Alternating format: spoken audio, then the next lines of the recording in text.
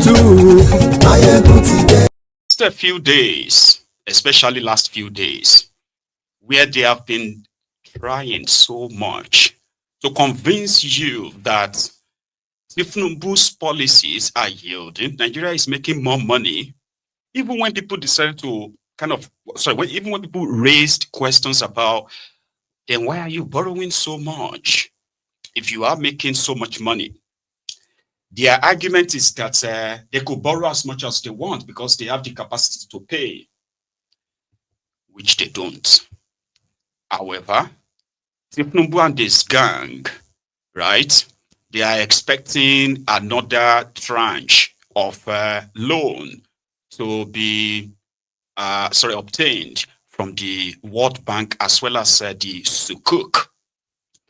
So the National Assembly returned or resumed today from weeks of recess, right? And the first letter they got, especially the House of Representatives, was that of, Tinubu demanding for approval, which is going to get anyway. So approval for $2.3 billion. Now, if you ask, what do you think that money is meant for? They are borrowing to offset another borrowing. Like if they are taking loans to offset another loan, what is that loan? You've been hearing them talk about investors bringing money in, but you can't really pinpoint where is the money per se, other than them going on to still keep like borrowing and borrowing and borrowing. So they have been raising different kinds of bonds. And federal government bond is almost just for a year, right? The least. There are others who are like for 5 years, 10 years. This is when you give the government your money, right? And the government will have access to liquid cash, immediate cash, promise you a return like crypto, will give you back 20%, will give you back 10%, will give you 16%. They have different percentages of interest. So you give them your money. And after a year, they will give you back your money and interest. So this is a bond that Tinubu and his gang raised so well last year. One of them is 1.1 billion euro bond. It's going to mature by December 2025. In 2 months' time, they have no money to pay that back.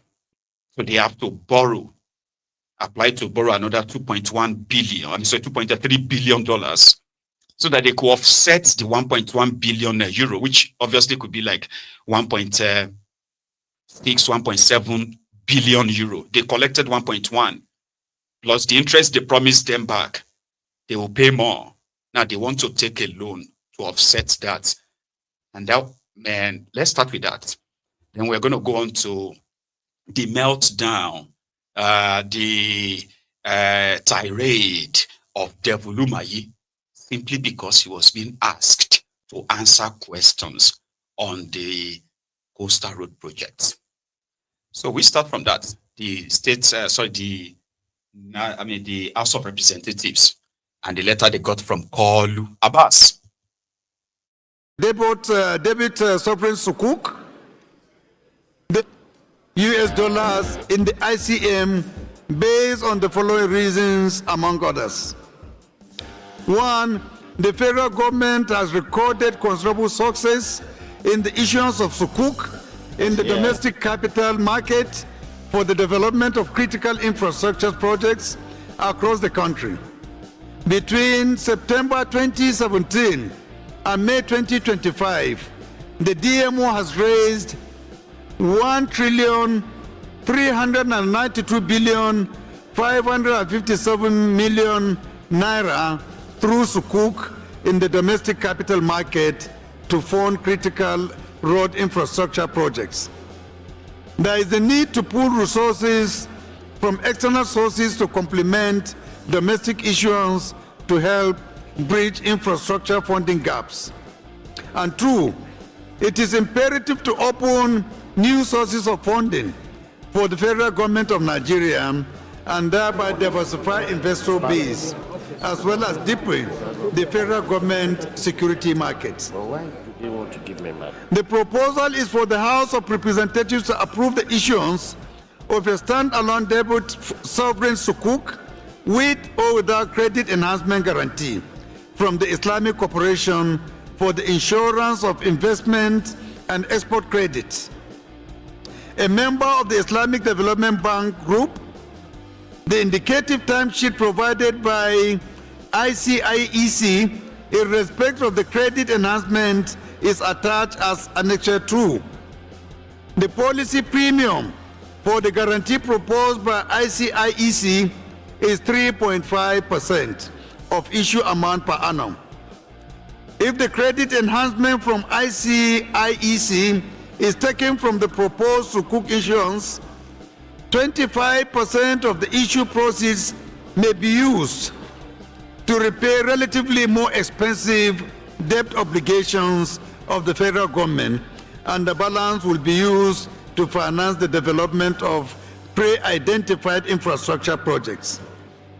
In conclusion, based on the foregoing, I respectfully request the House of Representatives to pass a resolution, 1, to raise external capital in the sum of $2,347,465 United States dollars, comprised of new external borrowing in the 2025 Appropriation Act, $1,229,113, and refinancing of maturing Euro bonds of $1,118,352,000 through any of the following options: issuance of Euro bonds, bridge finance facility from book runners, loan syndication, and direct borrowing from international financial institutions. 2, to issue a debit stand-alone sovereign sukuk for up to 500 million US dollars with or without credit enhancement from the Islamic Corporation for the insurance of investment and export credit. A specimen of the resolution required is attached as an Annexure 2, Annexure 3. 8, well, I look forward to the timely issuance of the resolution of the House of Representatives. Please accept, Right Honorable Speaker, the assurances of my highest regards. Signed, Bola Ahmed Tinubu. ẹni òfò ni ẹ ṣòfò láyé ẹ tún ṣe lálìkìyàmọ ẹ̀yin rádaràda wọ̀nyí. APC, Egbekegbe, is the weapon fashioned against you. And if you pay attention very well, okay, you will realize that they are not really hard to detect. They are not really hard to discover. When I talk about, what I mean is that their lies, they hide them behind fancy words, refinancing of the Eurobond loan. Do you know how fancy that is? We are taking this capital, external capital. No, they didn't even call it borrowing. They didn't call it loan, right? They called it external capital something. They make it look like, oh, it's not, it's just capital we are taking somewhere. And remember that the National Assembly already approved for Tinubu money to borrow between 2025 and 2026. They've already approved $21.5 billion, 2.2 billion euros. They want to raise at least 800 billion naira in Nigeria, planning to raise, I think, 15 billion yen, Japanese yen. All of these have been approved for Tinubu. So it is not as simple to say it's just like they need to debate on it anymore. No. You see, this announcement is just to pretend that it's following due process. So we want to refinance the Euro bond that is maturing. What that means is that people will give them 1.1 billion euro last year. They need their money back. They have to get their money back latest by December. So they call it refinancing. You get that now? with all the condition attached. But when you read, when he started, he was talking about taking this external capital, this to invest in critical infrastructure. That's Tinubu. They don't tell you which infrastructure. Back in the days, right? They will tell you that they want to take, we are going to take 1 billion naira to develop this water. How can you use 1 billion? You know, you have something to probe. These days, they don't have to tell you. They just tell you that it is money for critical infrastructure. It is money for healthcare infrastructure. It is the loan for power resuscitation and the regeneration of the vibrancy of the renewed hope agenda. All they have to do is just to dump that jargons on you. They don't have to explain it. To the point that you begin to question that, why would you spend that kind of money on this or that? I'm coming back to the House of Representatives though, right? So Tinubu want to take $500 million loan, Sukuk loan from the Islamic Bank. Now, he didn't tell anybody what they want to use the money for. Back in the days, Sukuk loans are attached to projects that you can easily, you even see funded by Sukuk. Funded by Sukuk. How many of you who have traveled on Nigerian roads have seen roads, they will say funded by Sukuk? Even the, what do you call it, the closet terrorists of northern Nigeria used to, I think they used to joke. I don't know if it's a joke, but it's kind of a joke, right? So they used to joke that, that those of you who claim that they want to Islamize Nigeria, what are you going to do with the Sukuk money they used to construct road in your own area? Or that's if you have any Sukuk project in your area. Under Tinubu, there is nothing attached to Sukuk, just Sukuk, $500 million. You know, financial misappropriation, my financial impropriety, financial criminality, which is caused by financial secrecy, you know, doctoring data to push a false kind of like a narrative as a government to endanger the lives of millions of people based on false data developed by these rogues. So they're like magicians, right? Magicians like that. Okay. I don't know how to do magic, but let me try something like that.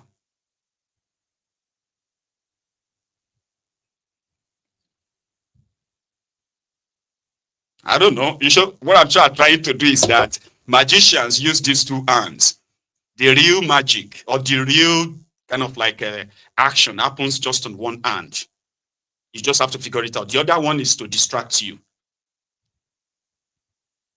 You know, that's what APC, that's what they're doing. Do you get that now? So they hide the truth and they live in their own lies and they argue it to the end. I say, well, if you don't get it, if you don't understand it, it is simply because you are either unpatriotic, you hate Nigeria, or it's because you hate Tinubu.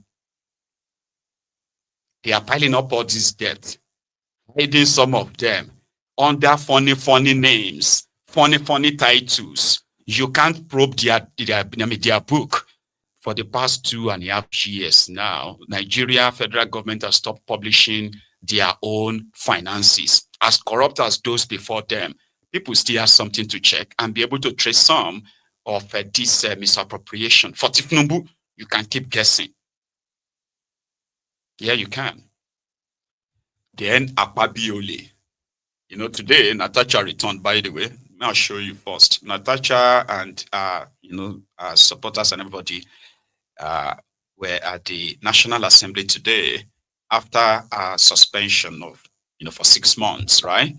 So Natasha, Aisha, and others, right, were seen at the National Assembly, and she was, in fact, at the plenary. I think it's called plenary, when they have to debate the business of the Senate. Natasha. Thank you, I appreciate it. Good morning, everyone. Thank you. How are you? Thank you so much.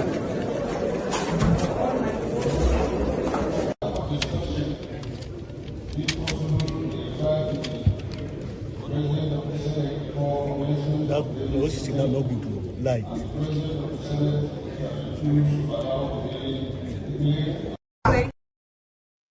The toucher. Kenapa Biole, who was giving his own kind of like welcome back speech, addressing his colleagues as well as Nigerians. I think I should let you hear his message first. It's crazy, right? So he's assuring you that it is your interest that they are protecting there, but at the same time, you should not allow yourself to be used to turn against the government, blah, blah, blah, blah, blah. It's better I show you first. Akpabiole. Of our constitution, which governs us all and all our efforts. To the citizens of Nigeria, we say this: we in the 10th Senate, we hear you. We know your expectations. You ask us not for excuses, but for results. Not for noise, but for substance. This Senate will continue to remain open, accountable, and responsive. We will not shrink from enforcing discipline, from scrutiny. Indeed, we welcome it, for accountability is the lifeblood of democracy. But it must be clearly understood, the foundation of every democracy is its legislature. Those who seek to weaken the legislature, in truth, seek to wreck the very substructure of democracy itself.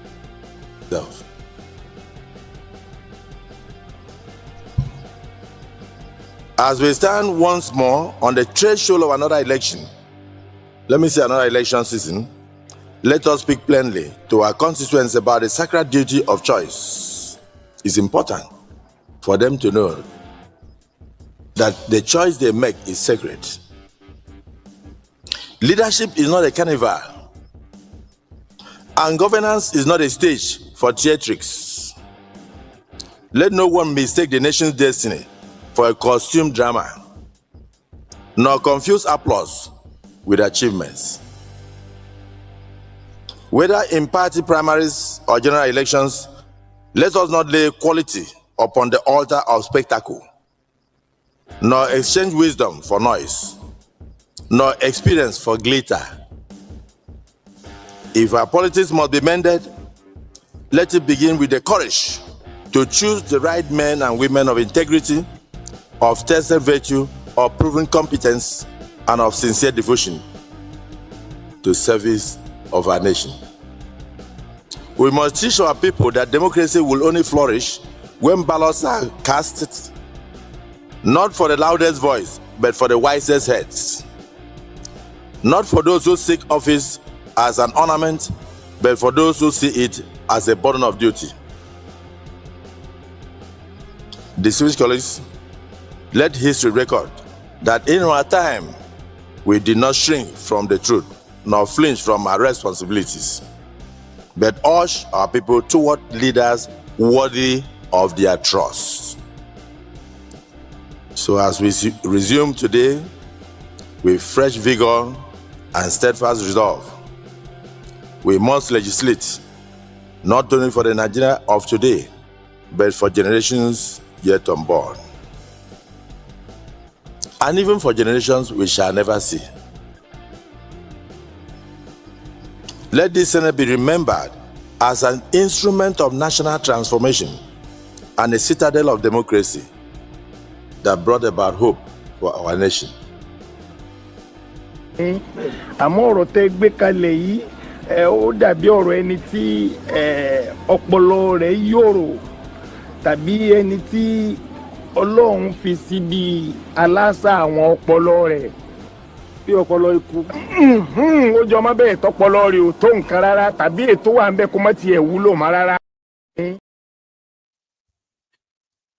Akpabiole indirectly sending a message to Natocha that public office is not just a place to turn to a spectacle.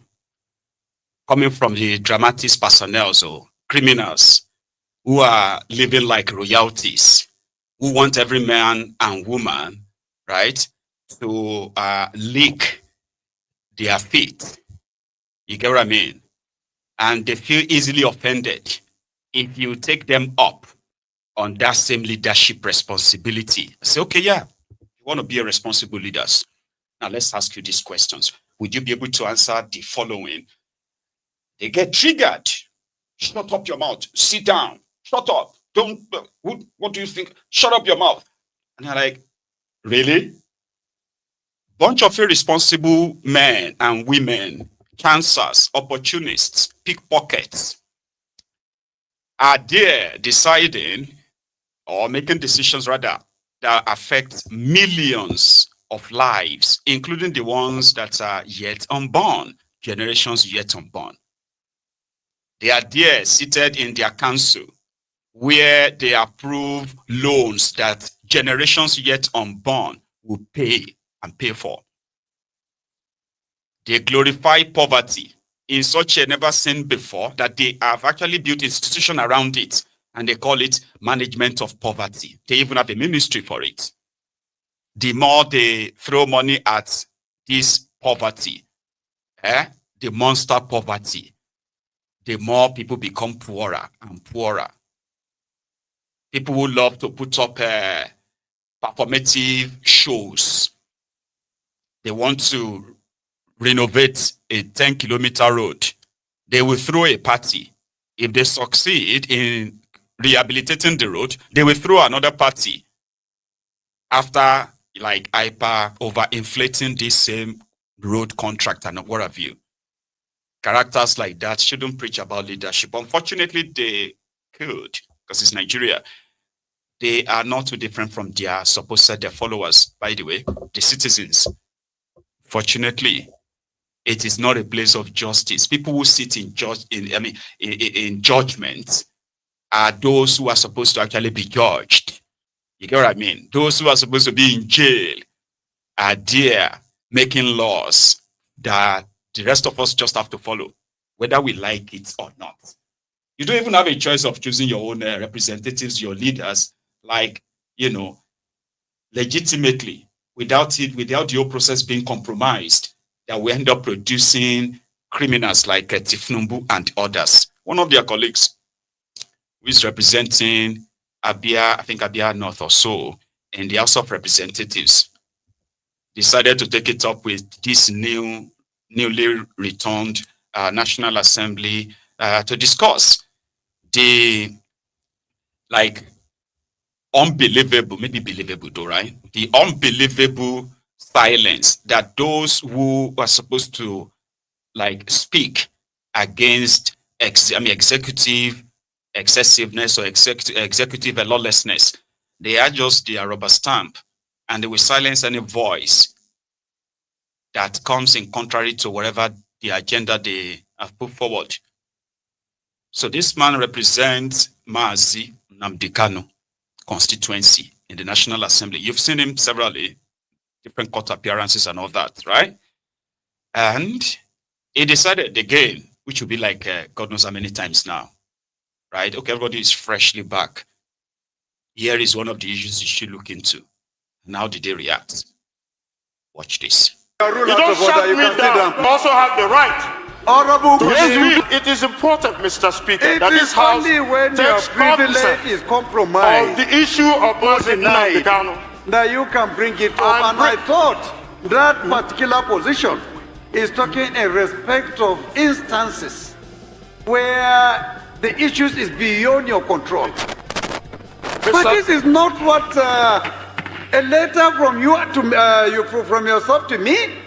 Yes, sir. The when letter you is have here, as a member Mr. Speaker. direct access to come to my office and seek for explanation. Mr. Speaker, why? I've been Why to do your you office. have to go through this? I've been to your office to seek the Speaker. Please. Excuse me, sir. Can you read the order book, Rule 6 and subsection 2, to know that Honorable Obi Agocha, I represent the great people, Mr. Speaker, of Iguano, Umahi North and Umahi South Federal Constituency. Mr. Speaker, I'm an Abia man. Mr. Speaker, I rise on Order 6, Rule 2, matters of privilege.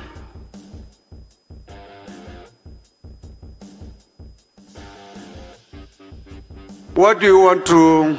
Go ahead. Okay. Thank you, Mr. Speaker, for giving me the opportunity. I wish to draw the attention of Mr. Speaker and the House that on the 26th of August 2025, I wrote a letter to Mr. Speaker, the House of Representatives, as well as a letter to the Attorney General of the Federation and a letter to Mr. President, urging for the urgent intervention request the deteriorating health conditions of my constituent Mazi Nnamdi Kanu. Up until today, Mr. Speaker, I have yet to receive any response from Mr. Speaker, from Mr. President, and from the Attorney General, despite deteriorating health of Mazi Nnamdi Kanu, whom has been evaluated by his own team of doctors and came up with a report which was attached to the letter that was submitted to Mr. Speaker and to the President and as well to the Attorney General. Second evaluation has been conducted by the Nigerian Medical Association, and the results even further confirms the deteriorating health of Mazi Nnamdi Kanu. He has organ deficiencies, low potassium, and that he is, as we speak, on the verge of death. Mr. Speaker, at the instruction of the court instructed in 8 days for the Nigerian Medical Association to also do their own assessment. So there are 3 reports now, Mr. Speaker, all leading to the same direction. I quote the judge.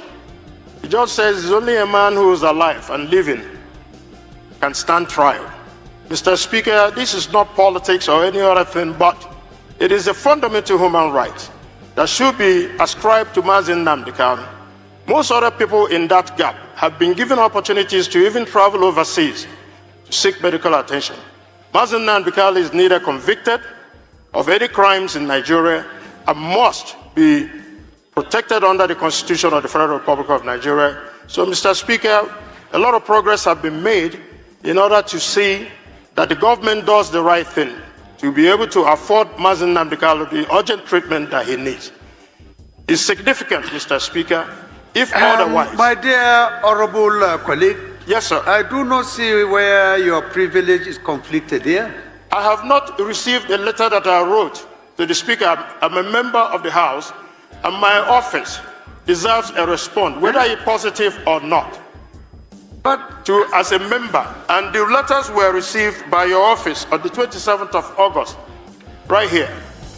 Is the letter you wrote to Mr. Speaker's office just a notification? Not a notification, or a demand for a certain action to be taken? Yes, we requested for a certain action, which was to intervene in the medical condition of Mazi Nnamdi Kanu, whom is now, his health condition is deteriorating. If it is something specific to the office of the Speaker, Honorable, I find it a little bit intriguing that you will come by way of a privilege to demand action to be taken. Mr. Speaker, the letter was written. The Speaker that you have direct Mr. Speaker, the letter was written since August 26th. You have direct, unfettered, Honorable. Yes, sir. Unfettered access to my office. This is not the kind of thing that I would expect that will come by way of privilege. It is a matter of privilege. If it is something beyond you, from the outside, but if it is something that is a letter written to my office, you know, a phone call from you, a visit to my office can solve the problem. So I don't think if... Mr. Speaker, I've been to your office, Mr. Speaker. So you mean I've you also have submitted the explored letter, all Mr. options Speaker. and opportunities. You couldn't see me except here. I've come to your office, Mr. Speaker. We just resumed today. I don't think we just resumed today, Mr. Speaker. And it's very important, Mr. Speaker. Please, Honorable. Order, please. Honorable, please. Please be guided. Step it down because it is not the right thing to do. Yes. Please, I beg you. Step it down. Please be guided. Mr. Speaker, it is Please be guided. Mr. Speaker, it's a matter of life and death. Please, please be guided. I am trying to tell you the procedure. Of the House, Mr. This Speaker. is not right. Step it down and Please. see me if you want any action concerning any letter you have written to me. You don't need to Mr. go by way Speaker, of this. the House rules, excuse me, sir. The House rules allows me the latitude to bring an issue of privilege to this House and to the attention of Mr. Speaker. And it is important, Mr. Speaker, that this House only when your takes privilege cognizance is compromised of the issue of denied Kanu. that you can bring it up. And I thought that particular position is talking in respect of instances where the issues is beyond your control. But this is not what a letter from you to from yourself to me. Yes, sir. The When letter you is have here, as a member Mr. Speaker. direct access to come to my office and seek for explanation. Mr. Speaker, why? I've been Why to do your you office. have to go through this? I've been to your office to seek with the speaker. Please. Excuse me, sir. Can you read the order book, Rule 6 and subsection 2, to know that I also have the right? Honorable, Yes, we do, but please, you you are are ruled privileged. out of order. You are ruled You out don't of order. shut You me can sit down. down, please. I have to. You are ruled out of order, please. Listen to the government. Mr. Speaker, Listen to the government, please. Mr. Speaker,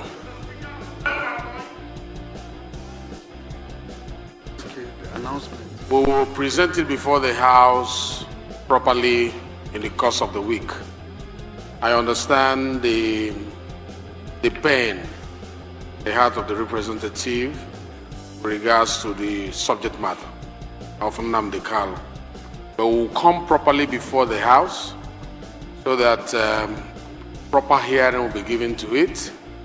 How many times would they tell you before you know that Nigeria is not for you? Ah!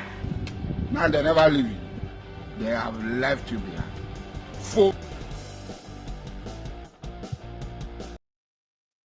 That name strikes a different kind of fear into the heart of the elite of that contraption. Mention his name in the room, everybody will begin to feel agitated. They don't want to touch it, they don't want to talk about it, they don't want to, you know what I mean?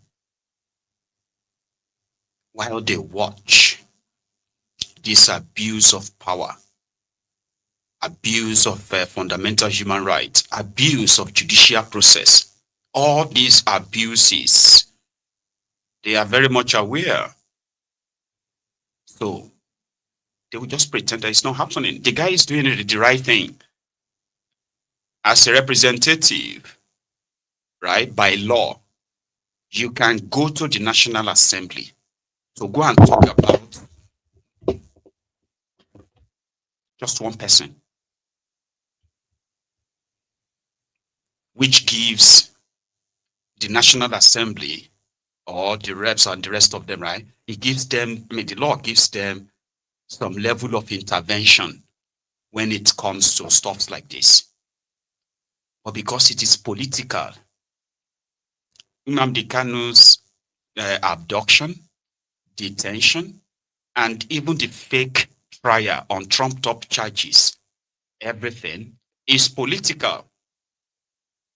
No matter what narratives they want to probably push another, it is political. It is like a political landmine. And why is that? There are those from northern part of Nigeria who have this, you know, who are still in this civil war, that genocidal war mood.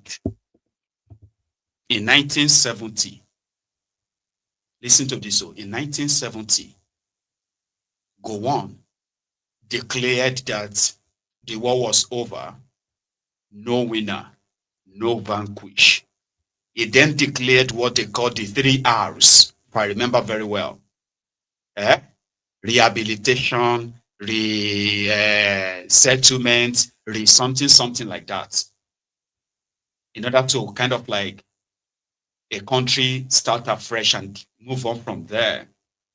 But we all know that the physical war, you know, the needless bloody civil war that was over.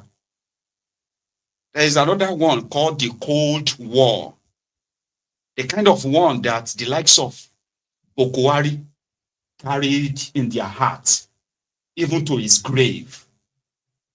When he had the opportunity as the president of the country to actually really lead the country, right, unite the country, no, they weaponize this tribal, religious, and every other division that they could use, to the point that the president of Nigeria said he will wipe the Igbos out of the map. They are just dots in a cycle. Have you forgotten that?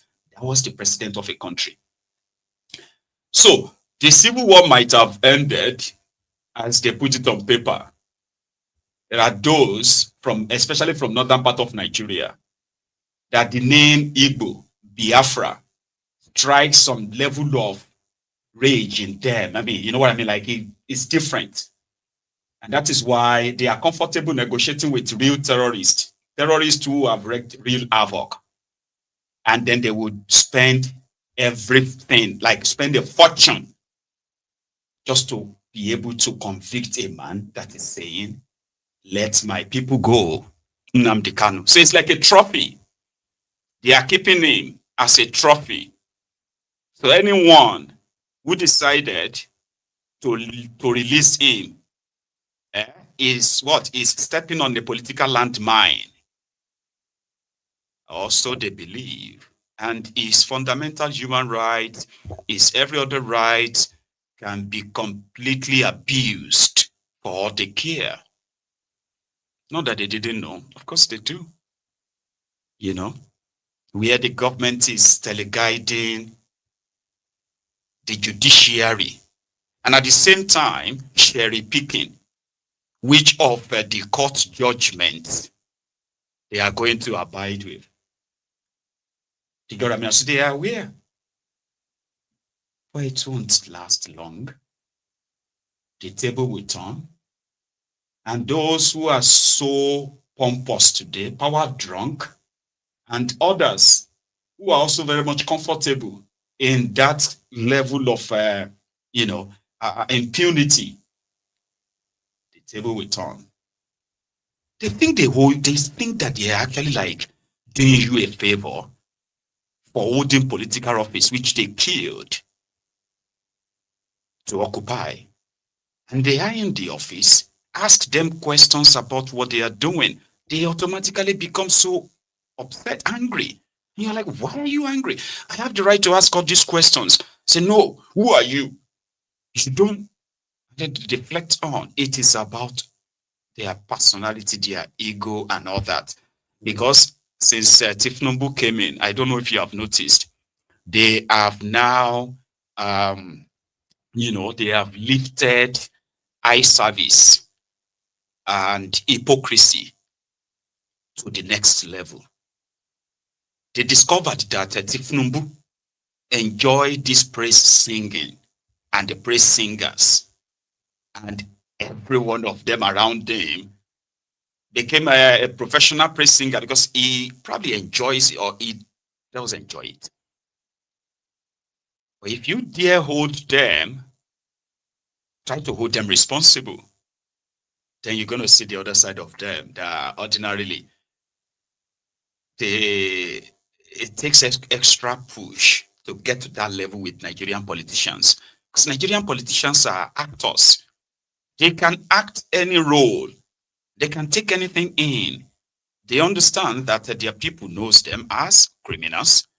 But at the same time, right, there's nothing they can do about it. So as long as they are playing the script very well.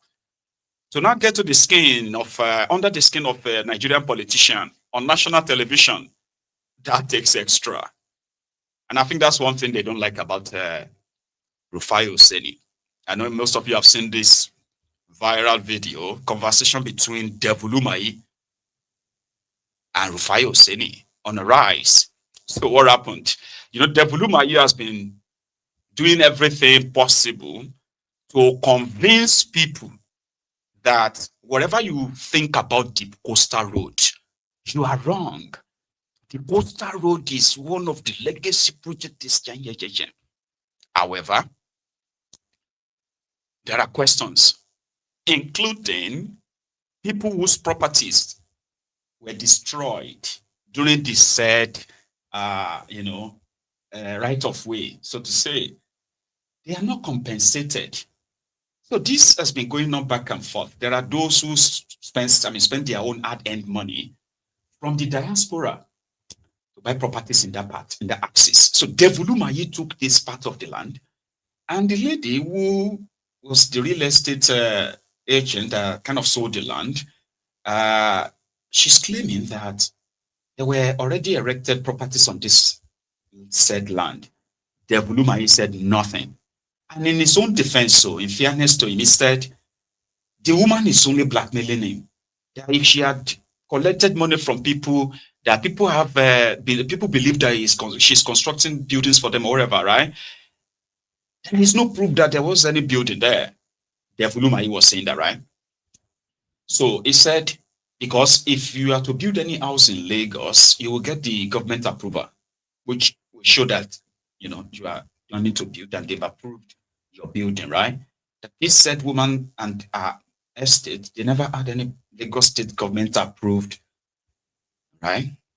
So then the conversation went on to, listen, you said, we know that your coastal road is 18 trillion naira. That's a whooping sum of like $12 billion.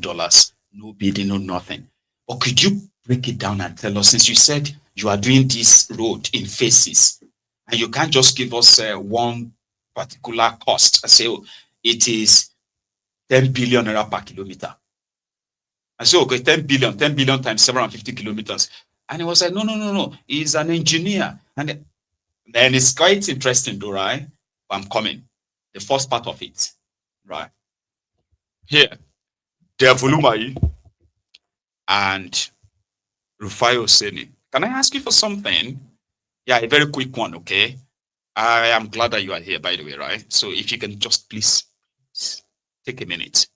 No.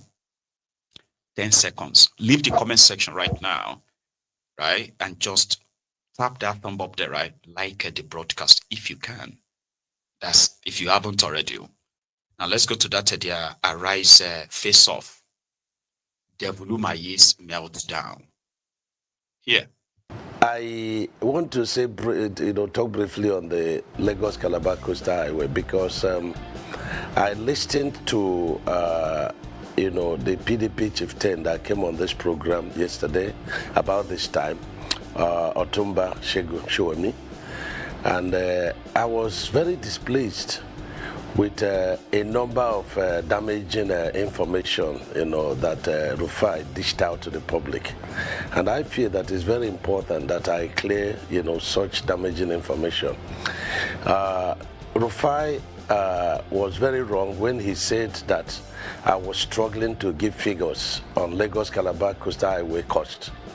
That is, very disrespectful because this is my profession, and I was in your studio, Dr. Abate, and I ran the figures from the basis, takeoff sheets, and arrive at the cost. Now, what Rufai is asking me to do is to give him cost per kilometer, from Section 1 at Ahmad Bello Way in Lagos, down to Cross River, Calabar. And that is very unfortunate because he wants to learn engineering from the back door. There is no two sections, or even within a road project, even where there are no challenges, that you can get a cost of 1 kilometer the same with the cost of the other kilometer. And I thought that I had sufficiently, explained the cost of the coastal highway. And I thought that each time there was award of any kind on infrastructure and other awards in Federal Executive Council would always come out and then give out the analysis, to the public. And so what Rufai was saying was very inciting, and I think he's very good at doing this, and he should desist from that because it's actionable. Number one, the Section 1, the 30% component of it is naira denominated. The 70% is a loan component, and he knows that this loan component was put out to the public, by the developmental bank. The Deutsche Bank put it out to the public, to financial institution.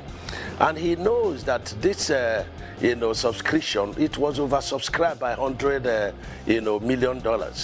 And they said that, the cost of the coastal, highway was very cheap.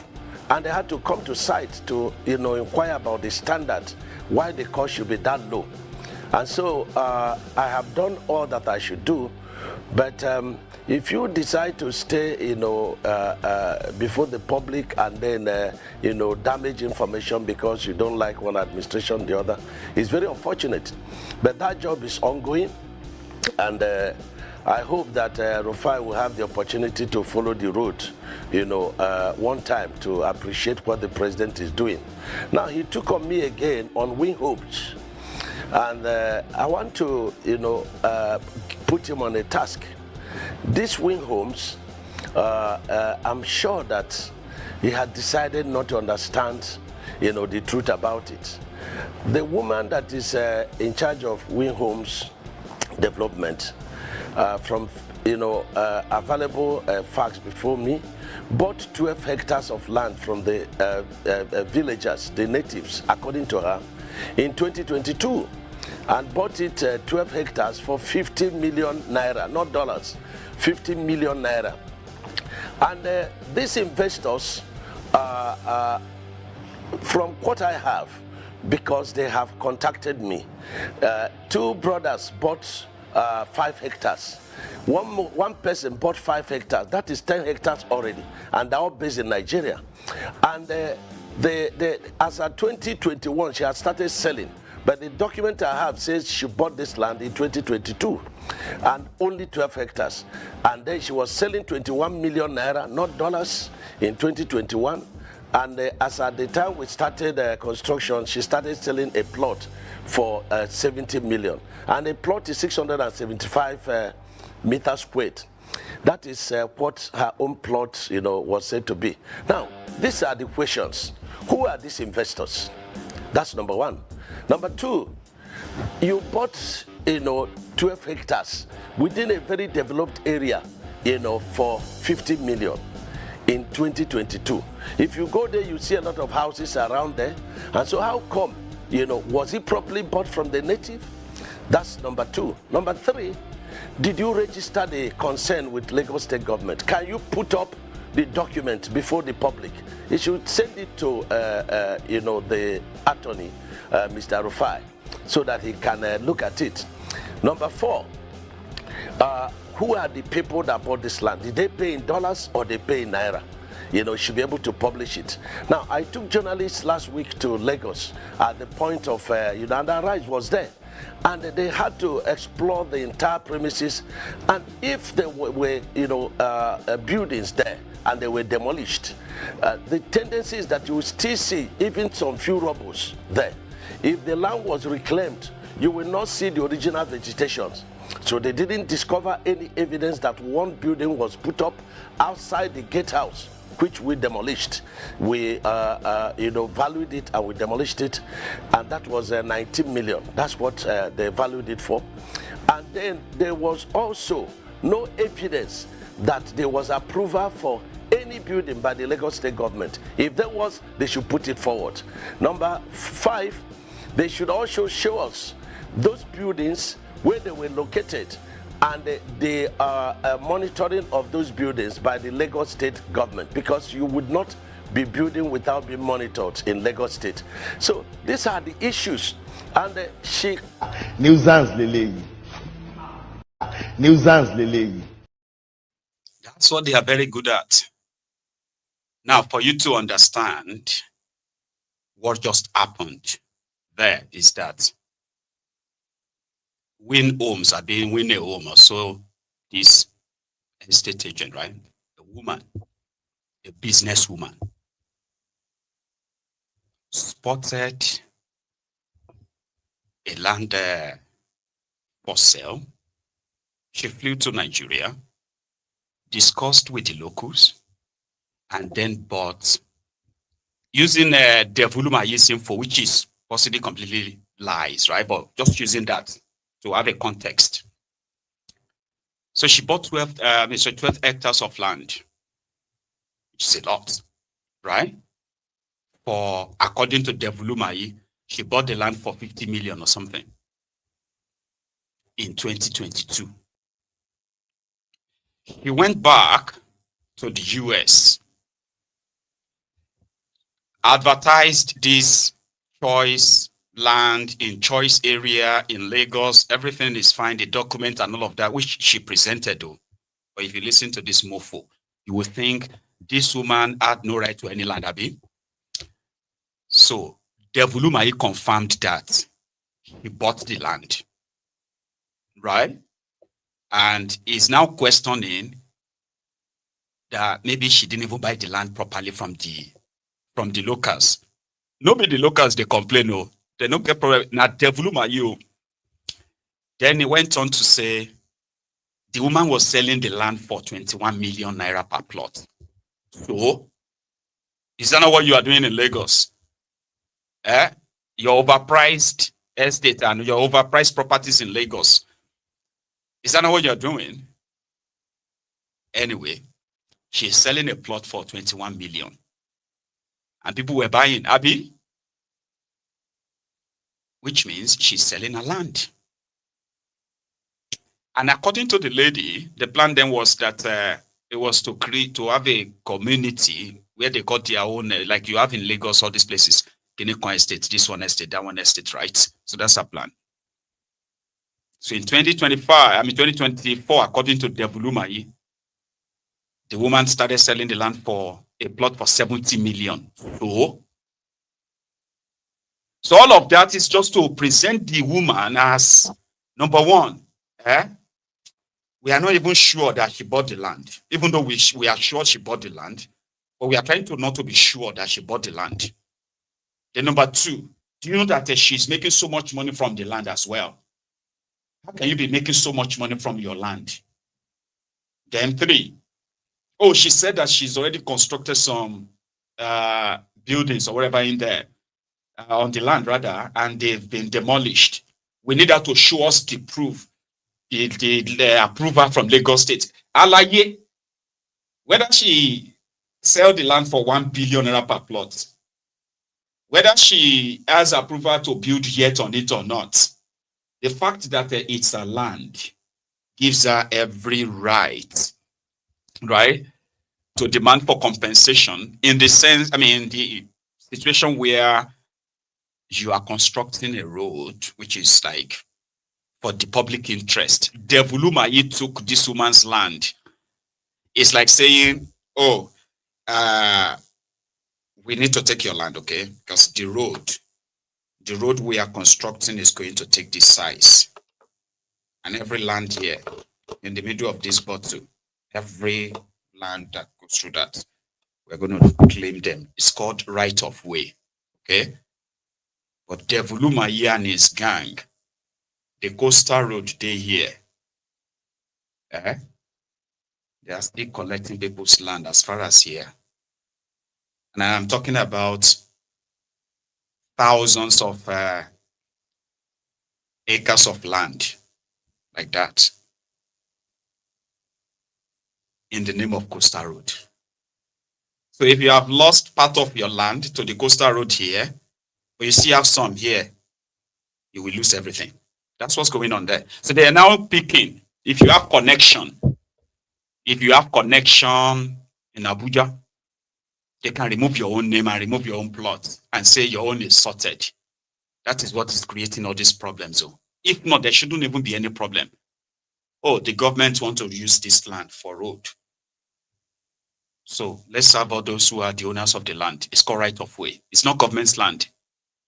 You don't just go anywhere, but these criminals, what they are doing is that in their usual way, as they are doing that, they are picking on choice lands for themselves too, in the name of federal government. So you that are the locals around there, you can't fight them because they will tell you to go and fight federal government. And that's how they have managed to grab people's lands. but the wahala is just about to start. For Devil Umahi, him don't talk. It's now going to be the turn of Rufai. This is the time I need you to pay attention to the public officer, somebody who is a public official in Nigeria, being asked questions that he is not comfortable with. He considered as low, insulting questions, inciting questions, or the questions that have predetermined ending, a gotcha moment.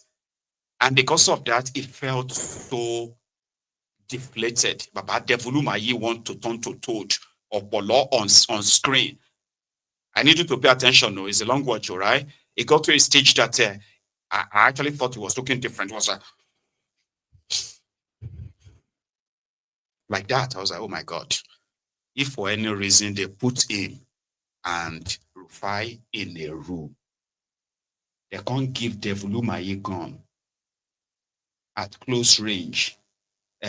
He go empty the entire magazine on Rufai. But why? Relatively simple questions. You are the issue. It shouldn't, should it? This is that part. So you will allow me do a right of reply, because it's obvious you came for me today, my very good minister friend. Rufai, after hang on a minute. I'm still talking. Hang on a minute. To finish. After you went to report me to, you can finish. But after you reported me to President Tinubu, you are on here with me again today. But it's fine. I will respond to you, Minister. Go ahead.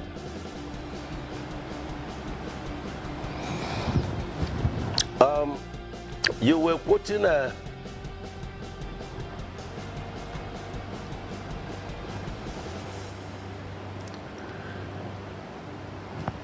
Abati, am I on? Go ahead, Minister. We can hear you. Go ahead. We can hear you. Okay.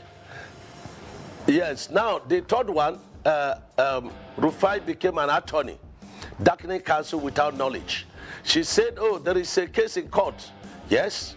There were and there are still cases in court. The first case was 39, people that their properties were demolished and properly, evaluated, and they were paid. Even shanties, the president directed us to pay, because he wants to alleviate their problems.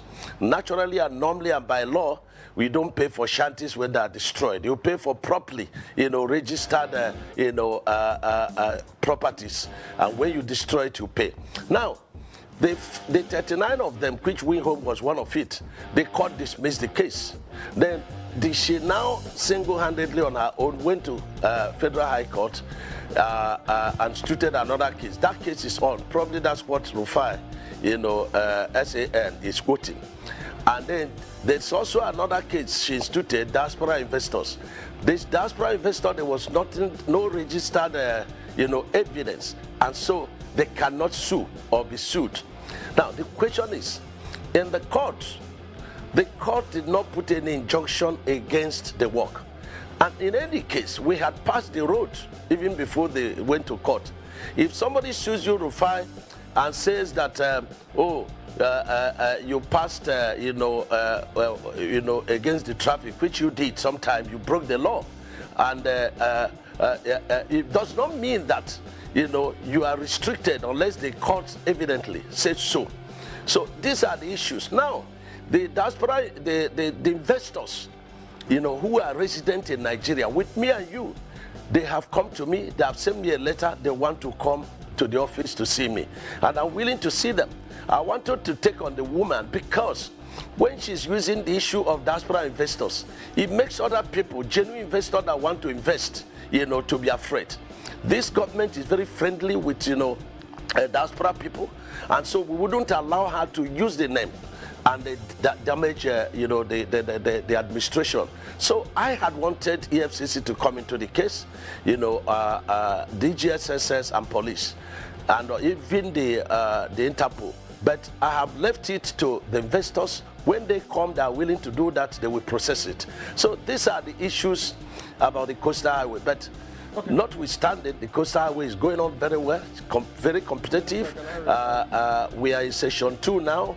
We've opened session 3 and 3B, 65 kilometers in Calabar and and Akwa Ibom. This section 4A and 4B going on at Ogun. and also at Ondo. I would like to interject. This so that is about the coastal highway. Minister, yes, Minister, I would like to interject. This monologue is quite long. So at first, Minister, after you had gone to report me in front of President Tinubu and said all sorts, anyway, I am not beholden to you. My job is accountability. You are too small for me to report you to the president. No, but they are empirical. You are too small Minister, for me to Minister, let me speak. Minister, let me speak.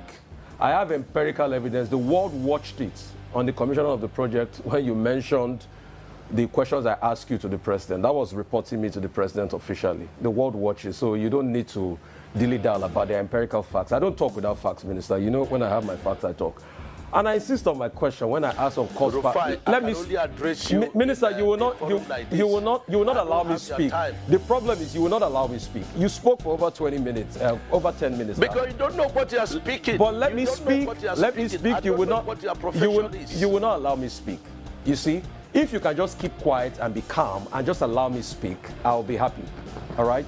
So my question still persists as regards the cost per kilometer. You cannot tell me that we don't have a right to know the cost per kilometer. Even if it's an undulating landscape, give us all the facts and the details of the cost per kilometer.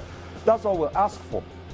Other questions as regards the loans taken. Let me finish. Let me finish. Let me finish. Listen to me. Minister, you will not allow me to speak. The minister will not allow me to speak. No. Don't do that with me. Minister will not allow me to speak. I was in your studio. Minister will not allow me. And when the first section was on, and I ran the figures.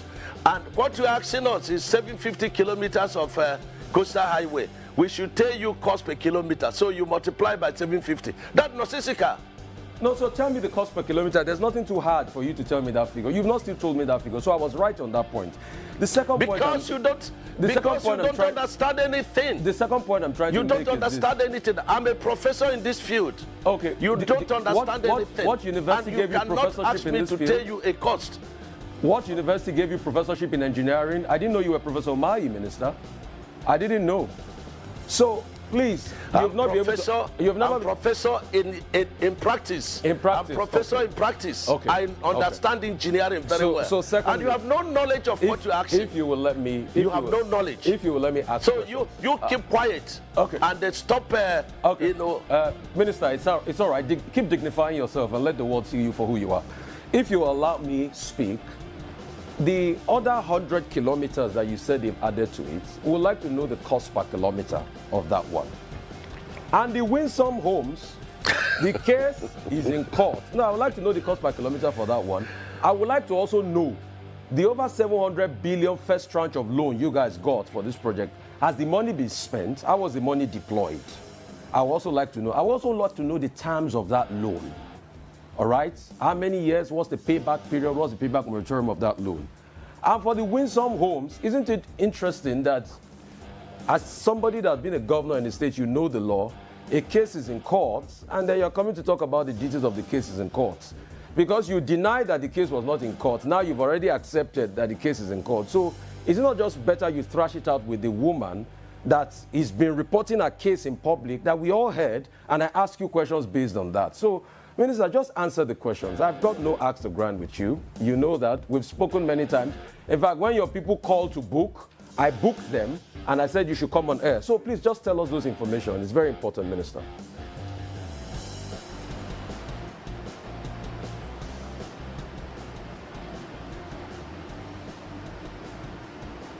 I'm not hearing, even though this guy is not... Yes, you know, in certain cases in court, you say, you know, you do no case submission. Rufai does not know what he's talking, and I think he should come to learn, you know, one, how to talk. Number two, Mayo. You answer the question. How have the loan been spent? What's the cost per kilometer of these new 100 kilometers? How much is it going to cost? And how has the cost been spent? All right, Minister Umahi, you have the floor now to please respond to the questions that have been posed to you. Okay. Number one, you know, this guy makes me, it makes me, to laugh, at a very high level of ignorance. I was in Edo State, and I said, listen, The president has directed, 100 kilometers of the coastal highway to pass through Edo State. And this man is asking me how much per kilometer. This 100 kilometers has not been designed. There has not been a soil report on it. And so why are you asking me, is it to name a child or to do a birthday for a child that is still in the belly of a mother? That's what he said. So, and he's doing it, what is the cost per kilometer? What is the cost per kilometer? Listen, in this kind of project, you are not dealing with a cost per kilometer. You can't say this is an average cost per kilometer. So I'm teaching you English now. You can talk about an average cost per kilometer because every 1 kilometer is different in cost from the other kilometer. So you can talk about cost, average cost per kilometer. Now, Rufai, that project has not been designed. The soil report is not out. That process is ongoing, and when that is done, the ministry will do their own, evaluation.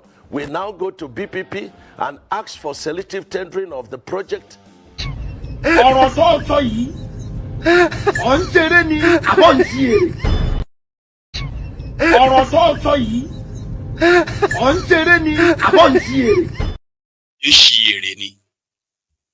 This is how they, I kind of feel like these guys believes that Nigerians are very dumb people. And whenever they are addressing them, they don't really think they have enough sense to probe whatever they say. If you dare probe it, then you are just a troublemaker. You are just this. You should learn how to talk. Baba, and one company, they gave the contract of the coastal road to. And that company is high-tech, Shaguri. They are the ones to construct the 750-kilometer coastal road. When they started, they said the coastal road will be a 10-lane super highway. That means 5 on this side, 5 on that side. Do you understand? Super. And they said it was going to cost 15 trillion naira. At the time, $11.8 billion. There was no bidding, no nothing, just, a kind of like a 3-room conversation, and the contract was awarded. They didn't do any form of a soil sample. What's it called? Geographical something mapping? No. The compensation meant for people whose properties would be affected by this development? No. It was all done in France. And when it was done, even where are they going to see the money to fund it? They automatically believe that they will take loans. Yeah, we'll take loans and give it to Shaguri to build the road. When the road is finally complete, before it's even completed, they will put toll on it, okay? So the plan is to put several toll gates on the road because that's how they intend to recoup back the money. But in that deal, when the road is completed, it will be presented as road that was built in partnership with Shaguri. And Shaguri had no single dime to it. They don't have to because of Tinubu. That's why they are taking these loans in tranches. Anywhere they could get it, they will take it, give it to him. So the point I'm making here is that a minister that is not working with several contractors on this same project is telling the world that the kilometer of the road, the cost per kilometer is different.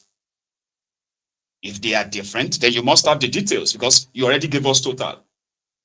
They reviewed this contract, they reviewed this coastal road, and they said it's not going to be 10 lanes anymore. It's going to be 3 lanes. 6 lanes. 3 here, 3 there. What happened to the remaining 4? Cancelled. And you know another thing that happened? They jumped the price of the contract from 15 trillion. It is now over 18 trillion naira. That's the total cost so far.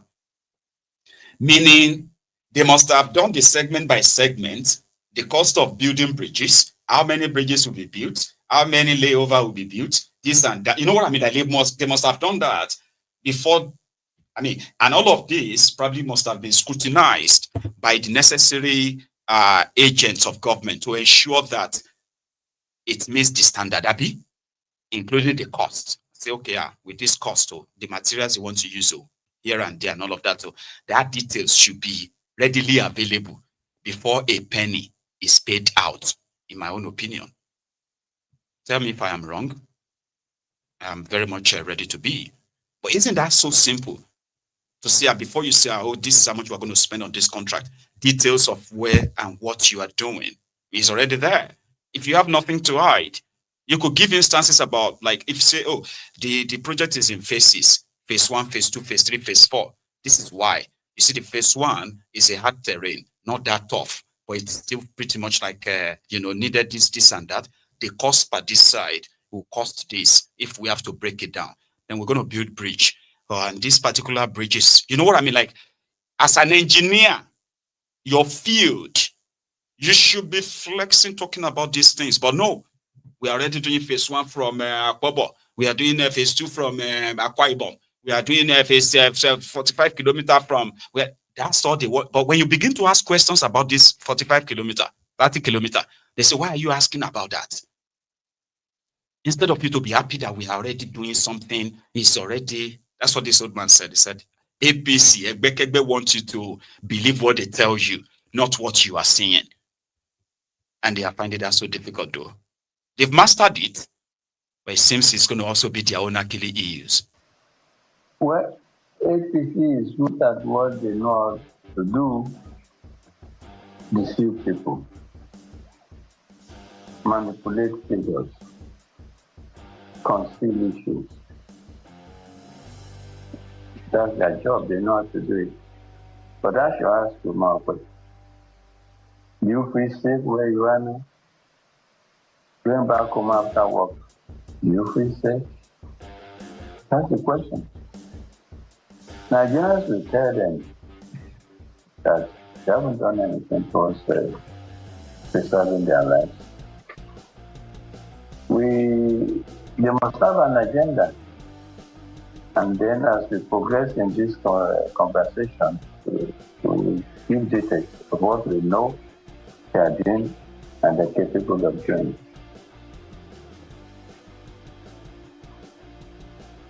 The last administration, before the present government, that APC government, the story is out there that just because they want to rule this nation, hook or crook, they have to go to the extent of importing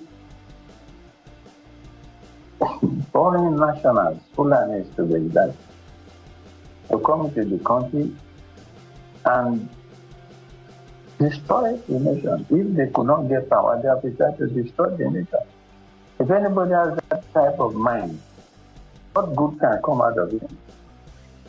And the present president, when he was campaigning, he didn't mince words.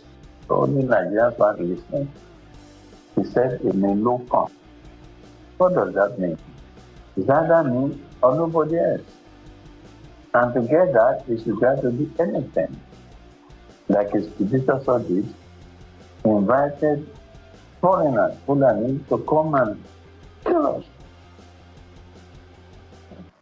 His best friend, Your Majesty, sorry to interrupt you. Are you? I knew they were going to interrupt him. The old man who is just saying it the way it is. He said APC, they have mastered the art of deceit. Deceived the people, manipulated the figure, tried to change narratives, deflecting when you ask them important questions. You can't hold them. And if you pressure too much, they will say you are inciting people to cause problems in the country. Meanwhile, they are the ones inciting people. their actions incite the people. But they are still lucky so far, if you put it that way. Here is a journalist talking about them and road constructions, these roads, a never-ending road construction. Nothing else really matters to these roads. Road construction, they will never really be completed. I grew up in Nigeria. Obviously, I've spent all my life in Nigeria, and right from while we were growing up, we've been fixing roads. Nigeria has been fixing one road or the other. We've been building roads, fixing roads, tarring roads here and there. You know, but if we continue if we continue with the way that we are currently, in another 15 years, another 20 years, when you are in your 40s or 50s or 60s, you think about where you're going to be in the next 20 years. Nigeria will still be tarring roads and, you know, building one road here or there, or tarring the other road, patching this one here. You know, like we would never get to the place where we're now talking about a fully functional metro system that works in major cities across the country, you know, trams, high-speed trains. We will just be tarring roads. That's where we're going to be. You know, still giving out road contracts, still having the president come and commission, you know, 1 5-kilometer road that this person built in so and so place. Just road. You just be fixing roads. You know, just continue to tar roads. You know, that's it. You know, don't expect that, you know, maybe at some point you will get to actually experience a fully functional, beautiful public transportation system, you know, electric buses and trams, and you can get out of your house and enter the tram, move into so and so station, and they would just be tarring roads. That's it. You know, just continue to fix and tar and you know, build some flyovers here and there. That's it. In another 20 years, maybe in another 30 years. I mean, if we continue with the way we are now, that's pretty much it. The only time that you actually get to experience a fully functional public transportation system is when you leave Nigeria and go abroad. But here, yeah, we're just going to be tarring roads, yeah, and fixing the ones that we tarred 2 years ago that have broken down, you know. And then re-award it again for rehabilitation in another 2 years after. I mean, you'll be lucky if they actually come on to Angono. You'll actually be thankful, like grateful, if they come around and repair the road they had last year or 2 years ago. You are going to watch that one deteriorate for years until somebody else will now come and also award the road contract, awarding road contract. The next thing they do is build the airports because they've made so much money. Nigerian criminal politicians, they've made so much money that buying private jets is like buying candy from the candy shop for these guys. And I'm talking about coughing out 20 million. $30 million, $40 million to go and get yourself a small private jet, flying here and there. And most of the time, they will now put this aircraft, this private aircraft, they'll put them under a private management company. You get that now? That will then pretend to be the owner, who would then be leasing out this aircraft, flying their VIPs, musicians, actors, and others, you know, flying them all over the country and make this aircraft available for these politicians whenever they want to go and enjoy the real world. Yeah, they are building airports. They just built one in my own state, Ogun State, which is just a 40-minute drive from Lagos, by the way, from Lagos Airport. It's just a 45 minutes drive. Well, who knows? Ogun State currently owes the worst. If they say the state with the worst kind of roads in Nigeria, I will personally protest if Ogun State is not between number 1 to 5. I know yours may be different, but we are not doing competition here. I know what I'm talking about, right? But they are building airports. A welcome development.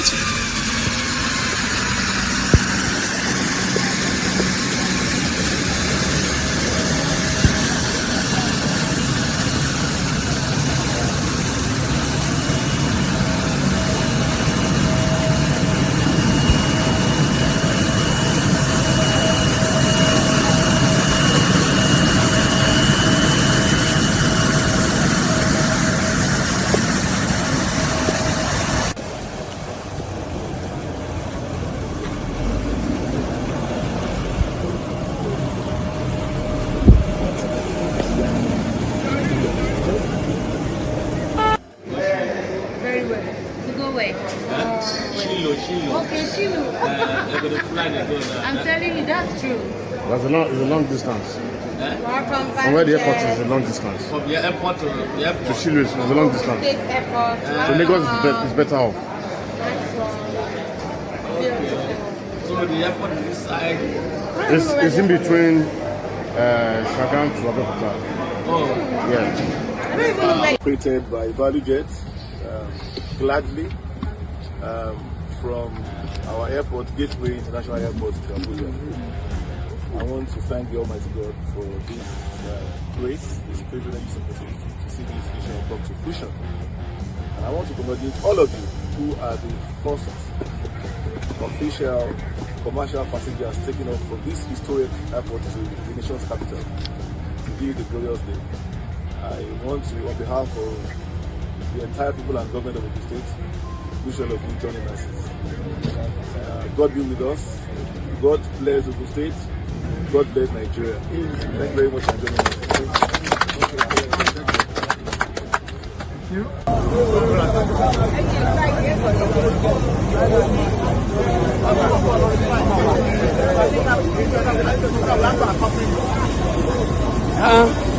I didn't know you had that. How are you, sir? Good to see you again. God bless.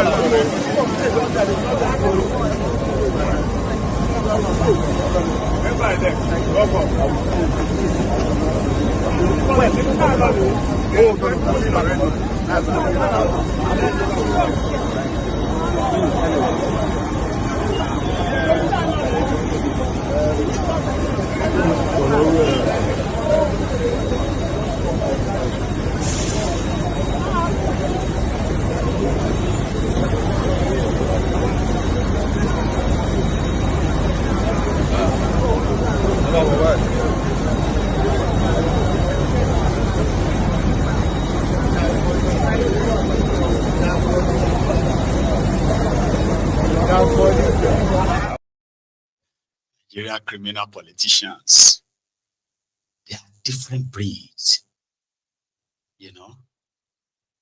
They are so different kind of breeds of criminals. They can't travel the roads anymore. They fly all the time.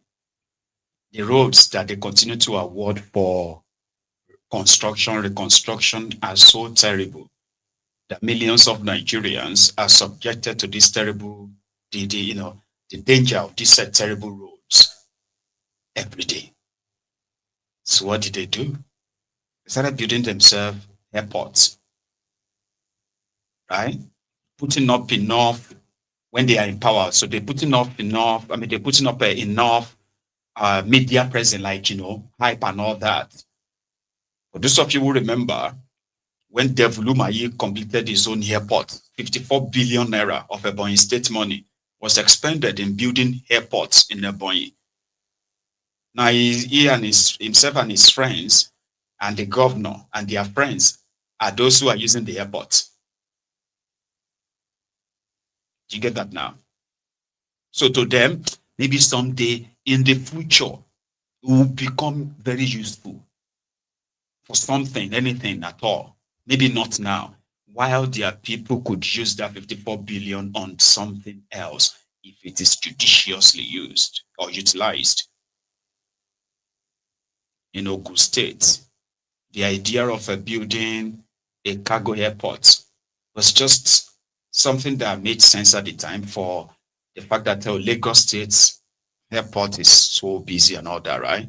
So they could be receiving some traffic of cargo, flights, divert them to Ogun State, and Ogun State could benefit from that.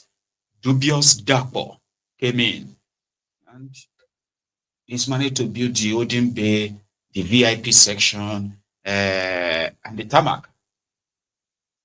And right now, they've got airports. All they needed was just an approval. NCAA, I've been waiting to call them approval. They got it. So planes can land, they can fly out of the place. So they don't have to it doesn't have to go to Lagos before he can fly to Abuja or fly to any part of Nigeria anymore. So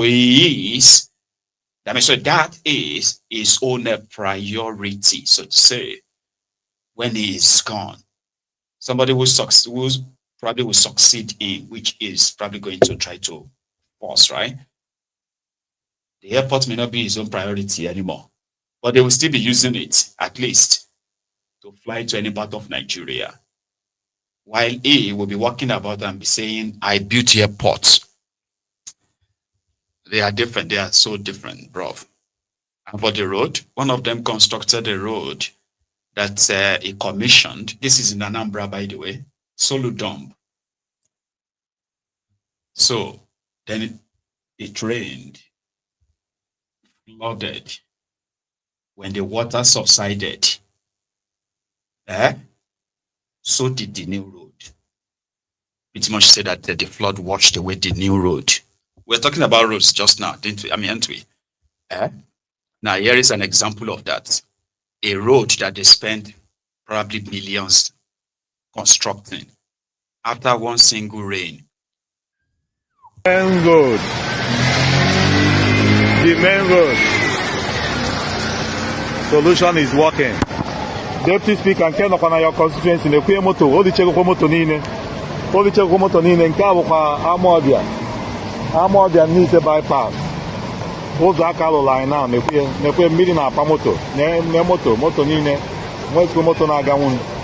Na-ekwe moto niile, o dichego moto niile, o digo store niile. Na-ekwe nke welcome to Amawbia, welcome to Amawbia. Na-ekwe ndị mmadụ ka ọ na-apachacha.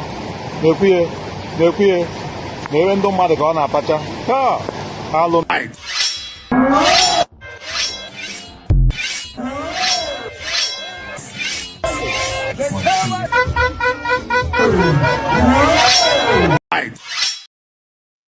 That's what the rain did, Joseph.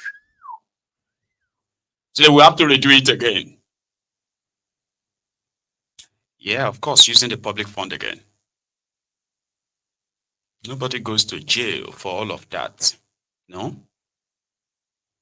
Because it's public fund, it's public money. They don't get punished for it.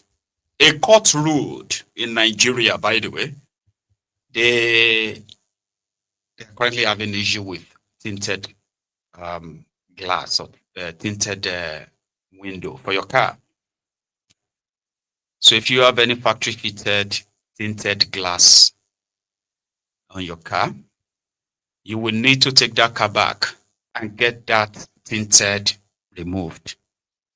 However, prior to this, right, they had a police permit, which is the permit to allow you, so the permit that allowed you to drive about with your tinted glass. So then they said, no, we're not doing that anymore. In order for them to stop, to stop criminals who are hiding behind tinted glass to fight insecurity. That's what they mean. So they will need to stop issuing the permit and they will start arresting people with this tinted glass. Then a court ruled that that would be illegal and such order should not be carried out. So wrong. That's the court. So now court gave the judgment. In Delta State, they have been confiscating people's cars. And when police gets any good reason to obtain you, I know they miss ammo, right? Yeah, they won't. You have tinted glass. You are going to our station. Or give us 50,000 naira here, we will settle them so that we don't have to waste your time. So, but God, no get 50,000 naira. Okay, enter car. Who they go station? You know what I mean? You know the drill. A court said no. No, you can't do that. But a police commissioner was out in Rivers State yesterday. He said he is educating the motorists why they must remove their tinted glass. I said, Sherry, clash of lawlessness and attempt of lawfulness. Somehow, lawlessness could crush this, your attempt to be lawful. Fire brigade approach and all that. 2 steps forward, 20 steps backward. This was the Commissioner of Police for Rivers State yesterday, educating traffic about tinted glass.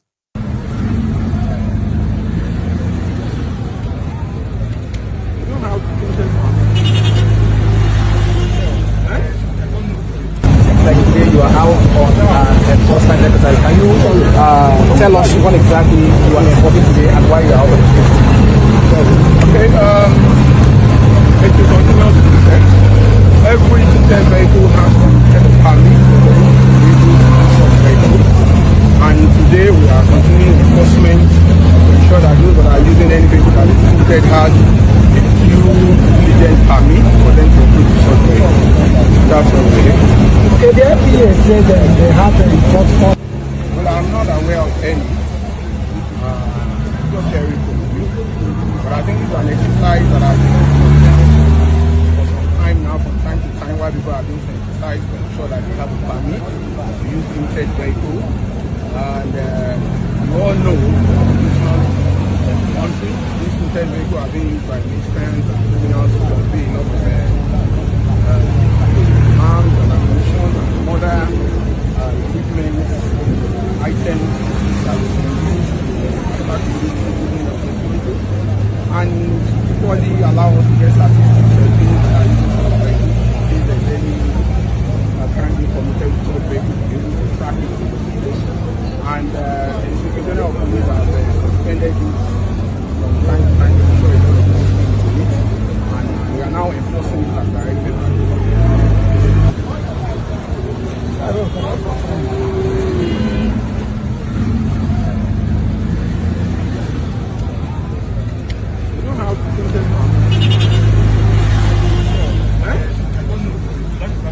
No, you ask them now that do they have any documents for you for your You are standing beside the vehicle right now. What have your men seen this vehicle? When you interacted with the driver of this vehicle, you showed you some documents, but it seems like you sent somebody to impound the vehicle. So what's the situation with this particular vehicle and the driver of this vehicle? The vehicle has its papers intact, but does not have permit to use a tinted vehicle. And all the documents he showed has no evidence to show that he has that. So he's complaining that they told him that if his factory tinted, he may not have to get a permit, which is the wrong information. So I think we also need to be sensitized to know that the vehicle is tinted, is something you can see for yourself. And for him to be riding on such vehicle in the town, he's supposed to have a permit where all necessary information about him will be known, so that if he's used in committing any crime, we will easily get him to answer for whatever crime the vehicle has been used to commit. But now he's going to be impounded so that he can do the necessary thing, be advised on what to do, and to let him know how the tinted permit looks like, so he can go and get one. Because from now on, we stop from time to time until he gets the vehicle being used without the vehicle allowed, so that we control the risk of crowd. I mean, criminals and crimes are being done by people who normally have tinted glasses without having due diligence information on who owns such vehicles. There are complaints that the stress of being captured, that it takes a long time. So if someone has started a process and I'm not received yet, and the person is stopped, what's going to be the situation with that person? Yeah, such person, there is a number given to him. If we have gone online and start the registration, there will be a number given to him that will use to go to the headquarters to go and capture. And when we see that, we know he's on the process, so we allow such people to go. At least some information are already has been received. So we just complete it and know about that, and then we allow to go. Such people people that we know that they started the process also don't want to show to get the time for that. You see one or two people that feel like that. How were you made aware of this? And how did you go about it? It was announced. And how did you go about it? How long did it take you to do it? About 1 month time. The capturing, how was it for you? It was very easy. I have to do it. So what do you think about the enforcement drive of the Rivers Police Command? It's a very good thing so that someone can have support it. But some of them actually have their own permit. And at least to let people know that it's very important. It will help police in data capturing and also make it easy for us. I'm highly disappointed of Nigerian government because the Nigerian government were highly disappointed in them due to foreseen circumstances.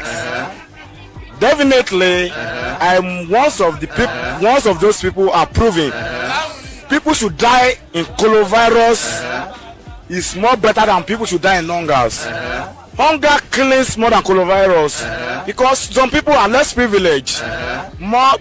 Due to foreseen circumstances that I said it, some people are less privileged, which they are based on daily pay, which are not even based on salaries. But our government thinks that the lockdown is the best solution to coronavirus, and proving it to an extent and to the levels of alacrity that if someone die in coronavirus, it's more efficient to die in hunger, because some people will be at indoor.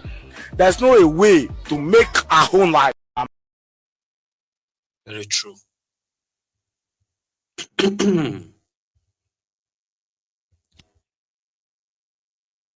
Going forward, because I can see that my time is kind of like fast, like approaching. But I have a plea, all right? Two actually. The first one is that if you have stayed on this long, okay, on Maiyegun's diary Politico, and you have enjoyed your stay so far, you can actually subscribe onto Maiyegun's diary Politico on YouTube, where you won't have to miss anything next time. All right. So please do that if you haven't. Then the second one is, again, it's a reminder. If you haven't really liked the broadcast, it's so easy. The simplest thing to do to reflect the number of us who are here tonight. Please. Yeah. Like it. And if you have done that, no, you don't have to do it twice. Once, it's okay.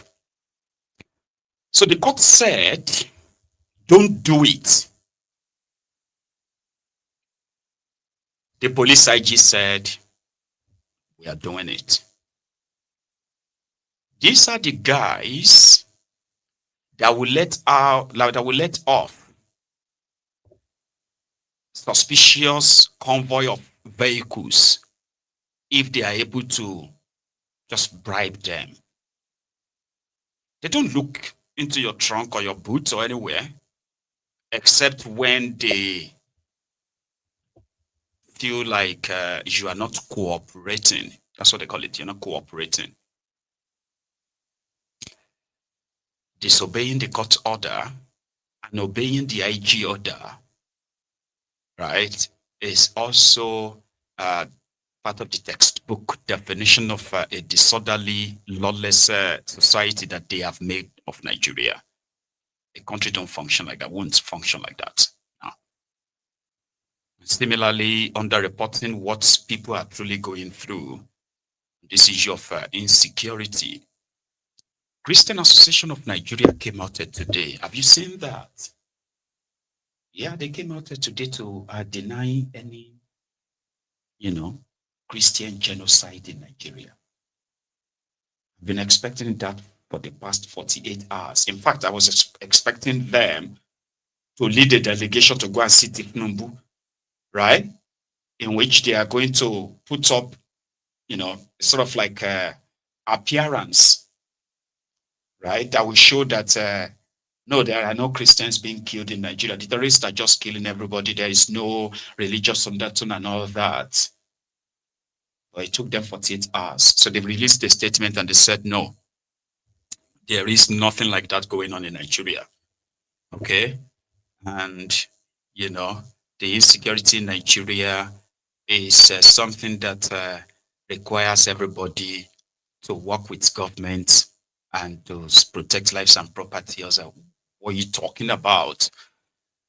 Here is one of the pastors in Nigeria. El Buba, his name is El Buba. Okay. Is one of these, you know, like generation of pastors, preachers, that also believes that when you have wrong people in power, you are automatically going to have a wrong system of governance. So he's radical in his own way. He's used his own position to tell his own congregation the truth. There are things prayers can do.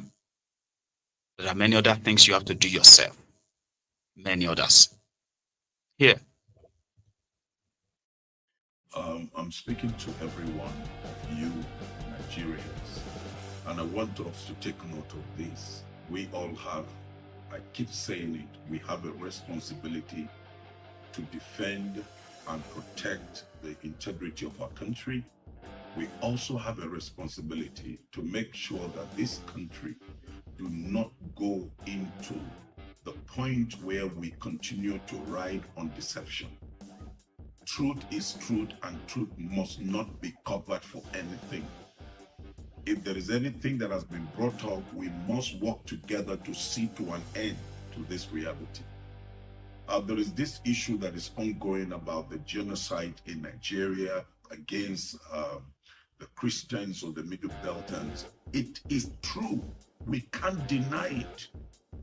Before the militants and some of the Islamic militants began to kill some of the Hausas in Zamfara and other places, we all know that Christian communities were totally displaced.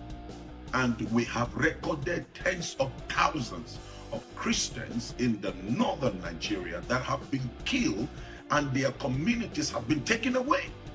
This is genocide. What is the meaning of genocide? I mean, the English definition is there. What genocide means.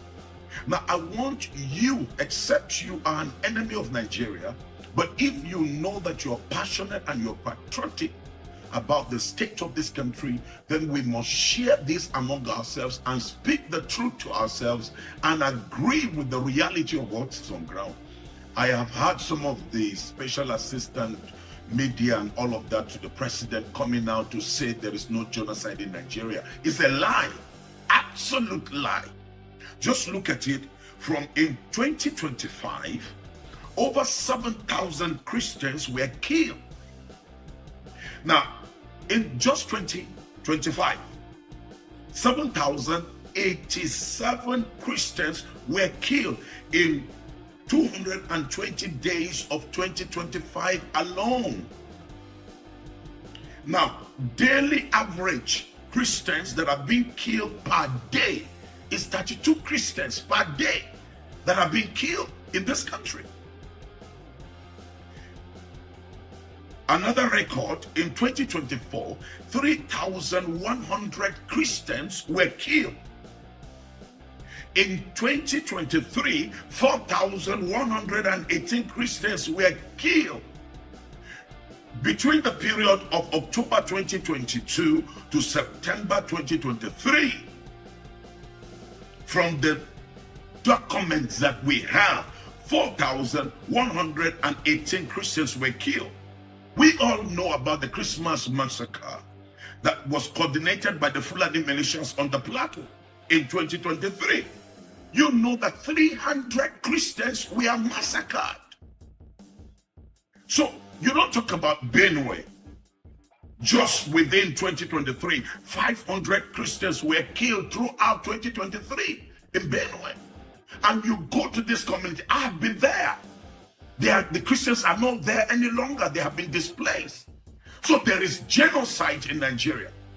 And so nobody can tell us lies when we know we have lost so much of our brethren. I have joined in the burial and the mourning of tens of thousands of Christians that have been destroyed and killed in this great country. All I encourage the Nigerian state is to rise up to occasion. Whether it is an attack on a Muslim, whether it is an attack on a church, we must stop it. There is genocide going on. And people are being eliminated, taken away from their community. And I want to say again, we cannot allow a one-party system in this country. It is not healthy.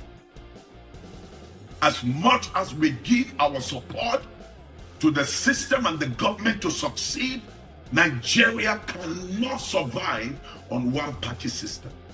And I want to say to all these selfish, self-centered politicians, it is time you rethink your actions.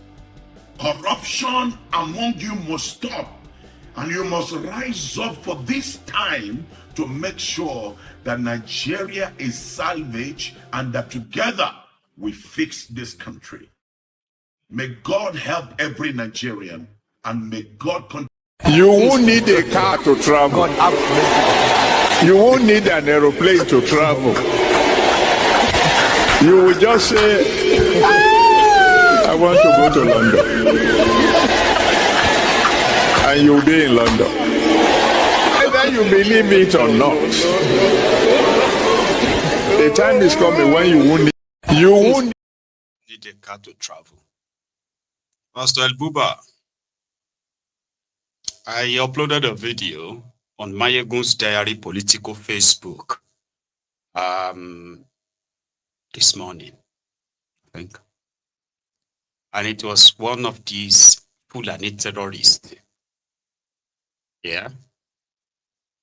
First running the new acquisition, a new weapon. Weapon will be say, if you are wearing armor vest or you are inside armored vehicle, Baba, the bullet will penetrate inside. Yeah, let me see. Because you know something, right? I can't put it on YouTube, okay? That singular 5 seconds or 10 seconds video, right? It could ruin the entire conversation we've had so far.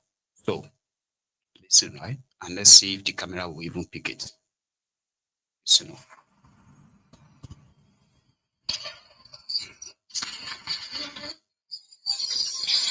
Oh, sorry. See that? See that? That's the weapon.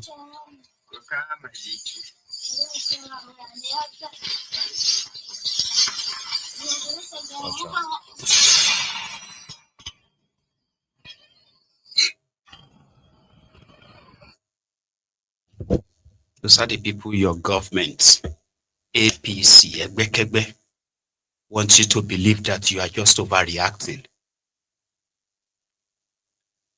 It's just because you don't like Muslims. Or it's because you don't like the North. All these things is because you don't like the Fulanis. No, none of that is true.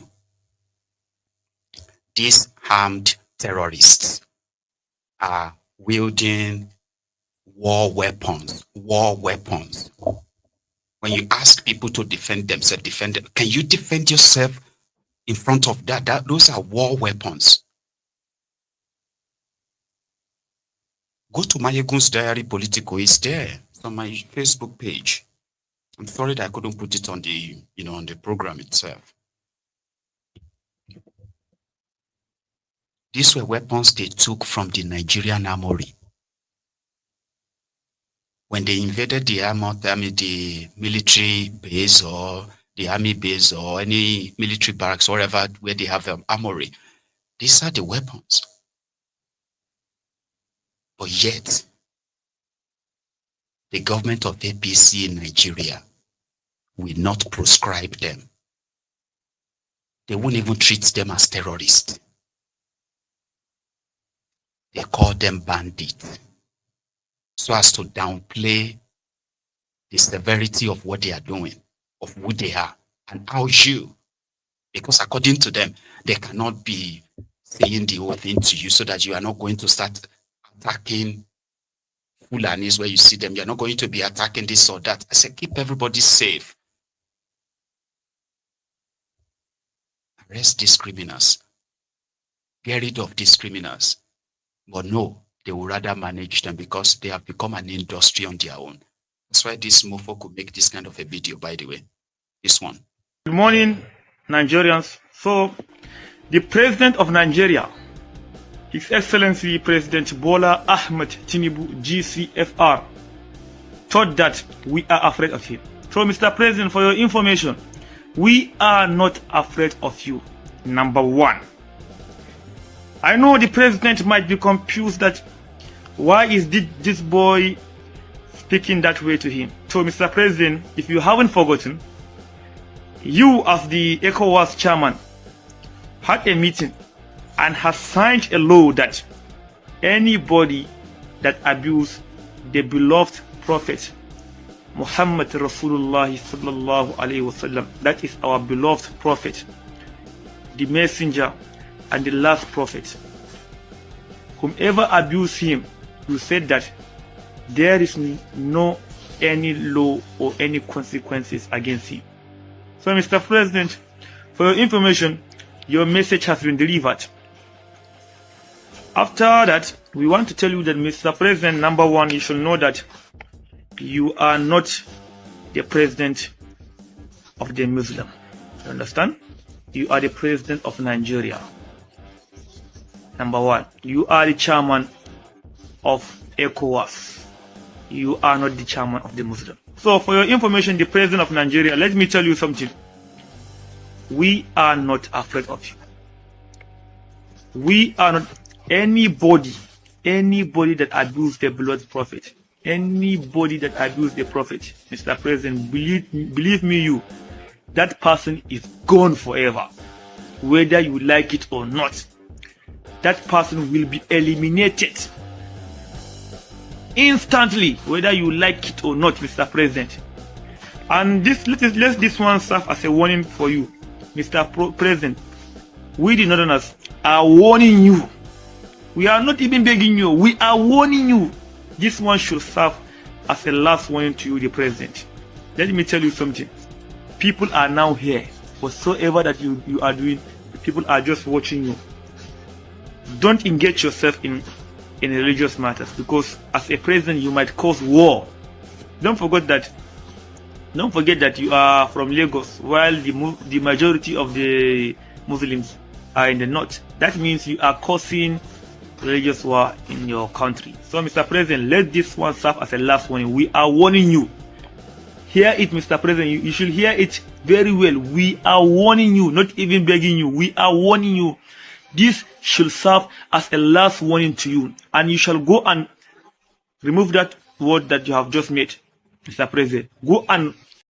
We are a poor nation. The bank code we follow.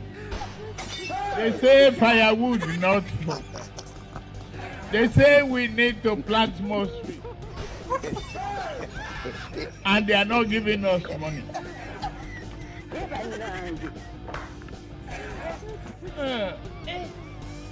We need to open our eyes, shine it, and tell the West. If you don't guarantee our finances and work with us to stop this, we are not going to comply with your climate change. They'll do it. They'll do it. That's the one he's sending message to, that you should be careful. Anybody that insults their prophet, that person will be eliminated. So you should watch his mouth. Was that not how some of those guys that murdered Deborah? Was that not how they were making videos too? Warning everybody to watch their mouth. You cannot insult our prophet, we'll kill you. Yes, we will kill you. You want to start war? We are ready to. We are looking at you. We are watching you. I said, hey, you know about. Huh? Mm-hmm. All because you have a system that allows some to pick up weapons to express their disagreements and all that, while others are not even allowed to pick up a pebble.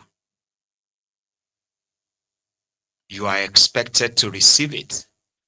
And therefore, you are trained not to provoke them. Don't provoke them. Those northerners are, they're mad. Those ones, they are mad. Person, no, just provoke them. Don't provoke them. You know, we are not like northerners. We are soft, this and that. These are the ways, the psychologically. And as a northerner, he's been made to believe that if he becomes so angry, in the name of his prophet, he can kill anybody, and there's no consequences. If in the effort of trying to kill somebody for his prophet, he get killed, it's fine, it's okay. And that mentality continue to be nurtured. People are being groomed with that mentality. Younger generations, these are children, they born in year 2000, though. Year 2000, 2001, 2002. They already have this same vile, murderous kind of like a rage in them, all powered by religion. You know, those ones who are like the closest jihadists that will give for their Muhammad. Another set are already doing it, jihad. They don't even need to wait for you to say something about their Muhammad or their prophet. Boom, they are coming for you because you are an infidel. The people of Yewata, Christians in Yewata that lost over 300 people the last time, they found ways of kind of like, keeping the community, the survivors, right? So here is one of their gatherings. These are victims of this same Fulani terrorism, by the way. Of the Yelowata community, we appreciate the donors, Christian Emergency Alliance. We thank the international donor, the actor who has been sent to come and assess the community by himself, Mr. Andy. He came, he promised to return with relief materials, and today we gladly received for the community. And then we are thanking him and the Christian Emergency Alliance. We thank you in 20,000 folds. We lack words to appreciate you. Thank you. May God bless you. Amen. Of the Yelowata Alliance, who went there to support the survivors, including children and others. They've not heard back from their own government or even Tinubu's government. It's been bureaucracy, corruption, deflection, and all that going on. My time is up. I haven't told you or shared that part of Mamudu Yakubu, who has now served as the chairman of INEC. By next month, in November, it will be 10 years. I don't know if some of you probably remember that. It will be 10 years that Yakubu has been your, INEC chair. Because Jega was removed in 2015, do you remember? And Mamudu Yakubu was appointed. He helped or facilitated the rigging of Bokwari back in 2019. And he repeated the same for Tinubu in 2023. Now, he has reached the end of his own path. So you can then look out for his book. This Olori Brukuso. Yakubu will soon publish a book to tell all of you about elections and solutions to stop election manipulation, election rigging, and all of that. Then they will now bring Tinubu and everybody together to come and launch Yakubu's book. And people like us will be like, why didn't you do that when you are there for 10 years? Why didn't you do it? This was Yakubu today, living.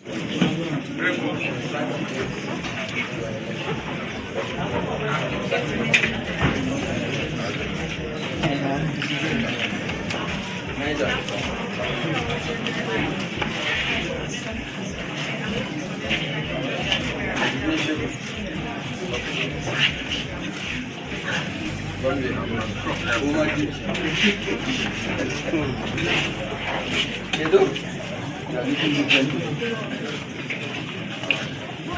good.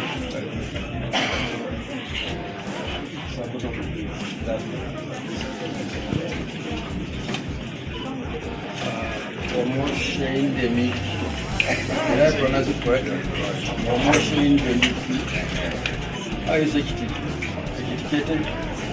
Very good. Babalola? Fundo? Is it like yours? Life best.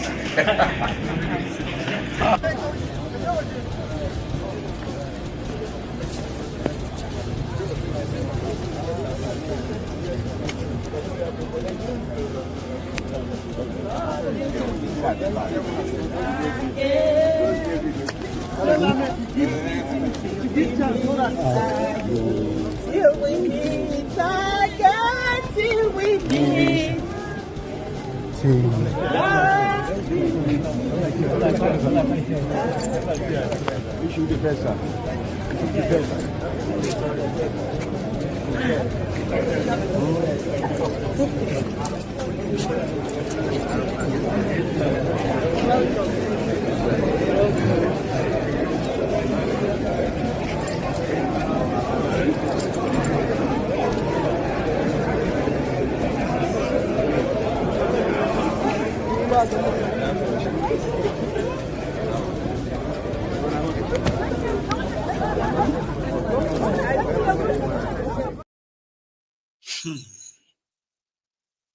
So Tinubu is going to announce another INEC chair after his meeting with the Council of State meeting. They call this Council of State, where they're going to have the former president, the former chief justices of Nigeria, the present state governors, the National Assembly leadership, that's the Speaker, Senate President, and others.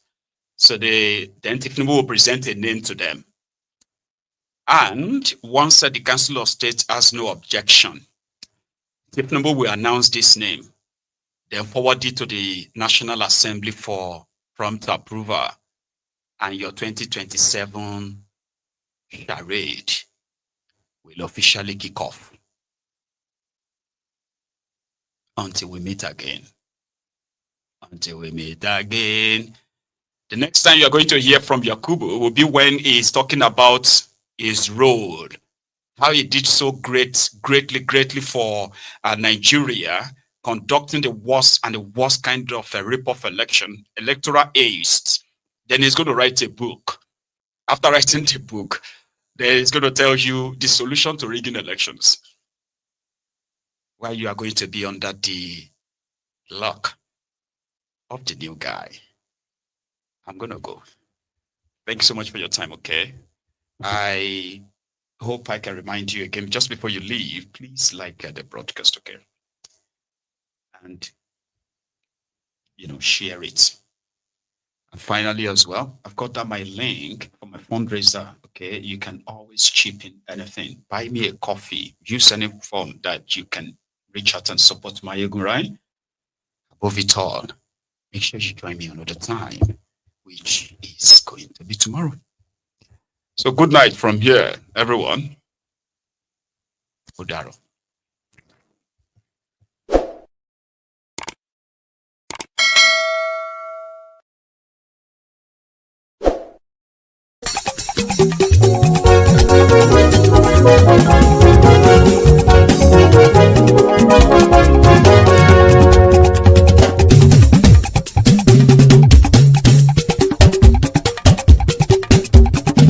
Maiyegun làwọn mọ̀ làmọ̀ tó dòdòdò. Maiyegun dáyàrí láyé bí nàmbà wá. Maiyegun làwọn mọ̀ làmọ̀ tó dòdòdò. Maiyegun dáyàrí láyé bí nàmbà wá. Maiyegun ti dé o ọ̀rẹ́ ará ìlú. Maiyegun dáyàrí láyé bí nàmbà wá.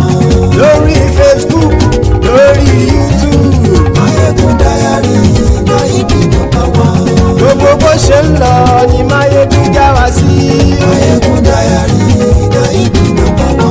Àṣírí ọ̀jẹ̀lú kì í bò níbẹ̀ o.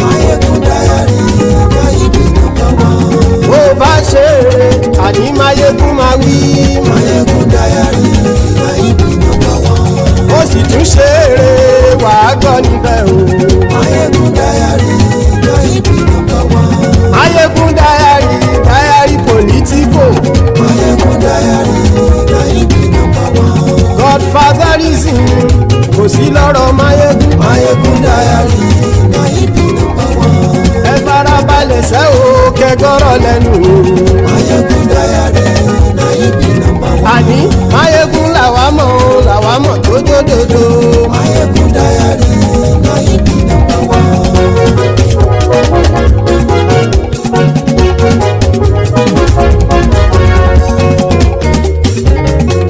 Àní ẹ̀sùn ràkì. Maiyegun ti dé. Maiyegun ti dé. Ọ̀jẹ̀lú ẹ̀sùn ràkì. Maiyegun ti dé. Àní ẹ̀sùn ràkì. Maiyegun ti dé. Lórí Facebook. Maiyegun ti dé. Àní ẹ̀sùn ràkì. Maiyegun ti dé. Lórí YouTube. Maiyegun ti dé. Àní ẹ̀sùn ràkì. Maiyegun ti dé. Bọ́ba bá gbé wúrẹ́. Maiyegun máa wí. Àní ẹ̀sùn ràkì. Maiyegun ti dé. Jíjó ìgbádìyẹ. Maiyegun máa wí. Àní ẹ̀sùn ràkì. Maiyegun ti dé. Presido bá rúfin o. Maiyegun máa wí. Àní ẹ̀sùn ràkì. Maiyegun ti dé. Kí gómìnà kówó jẹ. Maiyegun máa wí. Àní ẹ̀sùn ràkì. Maiyegun ti dé. Ọlọ́pàá tí ń gba rìbá. Maiyegun máa wí. Àní ẹ̀sùn ràkì. Maiyegun ti dé. Aṣòfin tí ń rúfin o. Maiyegun máa wí. Àní ẹ̀sùn ràkì. Maiyegun ti dé. Òkúra olóṣèlú. Maiyegun máa wí. Àní ẹ̀sùn ràkì. Maiyegun ti dé. Ọ̀jẹ̀lú ẹ̀sùn ràkì. Maiyegun ti dé. Àní ẹ̀sùn ràkì. Maiyegun ti dé.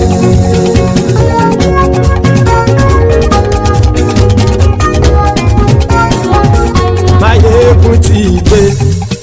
Gbogbo ọ̀jẹ̀lú ẹ̀sùn ràkì. Maiyegun ti dé. Gbogbo ọ̀jẹ̀lú ẹ̀sùn ràkì. Ṣùgbọ́n ní bá ti ṣe èyí tó yẹ kí wọ́n ṣe, ọmọ bá dèrò ní fi wọ́n níran o. Maiyegun ti dé. Gbogbo ọ̀jẹ̀lú ẹ̀sùn ràkì. Maiyegun ti dé. Gbogbo ọ̀jẹ̀lú ẹ̀sùn ràkì. Ṣùgbọ́n ní bá ti ṣe èyí tó yẹ kí wọ́n ṣe, ọmọ bá dèrò ní fi wọ́n níran. Wọ́n fowó bẹ́ẹ̀ o, Maiyegun ó sọ pé wọ́n ò fẹ́ bẹ́ẹ̀. Wọ́n fowó bẹ́ẹ̀, Maiyegun ó sọ pé wọ́n ò fẹ́ bẹ́ẹ̀. Oníkan ṣáàtì ṣe èyí tó yẹ kí wọ́n ṣe fáwọn ará ìlú tó gbé wọn débẹ̀. Gbogbo ọ̀jẹ̀lú ẹ̀sùn ràkì. Maiyegun ti dé. Gbogbo ọ̀jẹ̀lú ẹ̀sùn ràkì. Ṣùgbọ́n ní bá ti ṣe yìí tó yẹ kí wọ́n ṣe, ọmọ bá dẹ́rọ̀ òní fi wọ́n níran. Ha! Kì máa yí ṣe eré.